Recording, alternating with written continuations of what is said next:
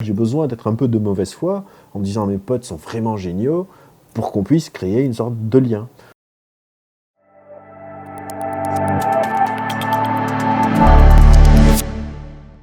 Alors les biais cognitifs, c'est quoi? Pour comprendre les biais cognitifs, il faut revenir un peu en arrière et comprendre que notre cerveau est un organe prédictif et approximatif. Il est approximatif parce qu'on n'a pas le temps de tout évaluer de manière hyper précise, donc il faut faire des approximations pour gagner en efficience. Et il est prédictif parce que j'ai besoin de préparer mon action pour pouvoir agir. Si à chaque fois que je veux lever ma jambe pour marcher, j'ai besoin de me dire tiens, il faut que tu lèves ta jambe, je la lève, etc. Il faut que je prédise pour que je puisse préparer l'action. Ces prédictions et ces approximations, en général, on les appelle des heuristiques. C'est une sorte de, je vous dis 2 plus 2, votre cerveau fait émerger dans votre tête le chiffre 4. C'est une pensée automatique. C'est la même chose pour les émotions. J'insulte quelqu'un, je sais pas, de votre famille, et vous tenez beaucoup à votre famille, vous avez une émotion qui apparaît et vous êtes énervé. C'est une prédiction qui est préparée, vous n'êtes pas dit tiens, quelqu'un m'a insulté, il faut que je m'énerve. Ça apparaît tout seul. Ces prédictions sont hyper utiles, mais par moments, elles dévient.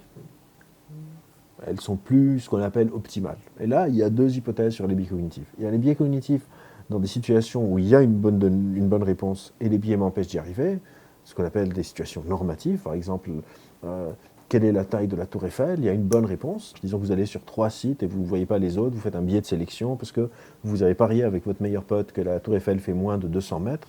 Et donc vous allez choisir les informations qui confirment cette donnée. Vous avez tort et vos biais de sélection et de confirmation ont participé au fait que vous ayez tort.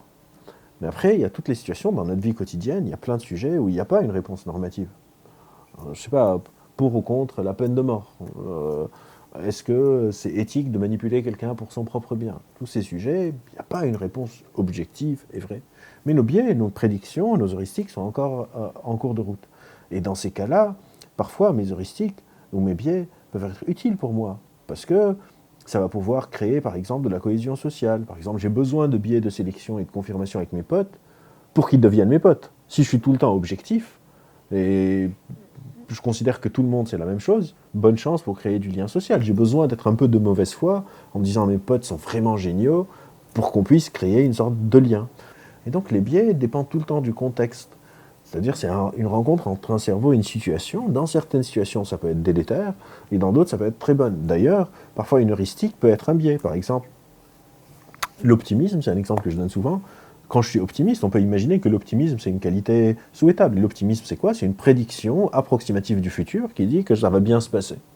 On peut dire que c'est un trait souhaitable. Mais vous prenez une personne optimiste, vous l'emmenez au casino, par exemple, son optimisme devient ce qu'on appelle un biais d'optimisme. Parce qu'au casino, vous perdez, si cette personne fait cette prédiction approximative qu'au prochain coup je vais gagner, et un casino c'est construit pour que vous perdiez, au lieu que votre optimisme soit quelque chose qui est souhaitable, vous dites ah j'ai loupé un examen, c'est pas grave, je ferai mieux la fois d'après, là vous allez vous dire ah je vais gagner, vous allez continuer à perdre de l'argent. Et donc c'est pas aussi simple que de dire les biais c'est des erreurs, etc. C'est des sortes de contextes particuliers où ces approximations peuvent changer la manière dont vous allez apprécier une situation.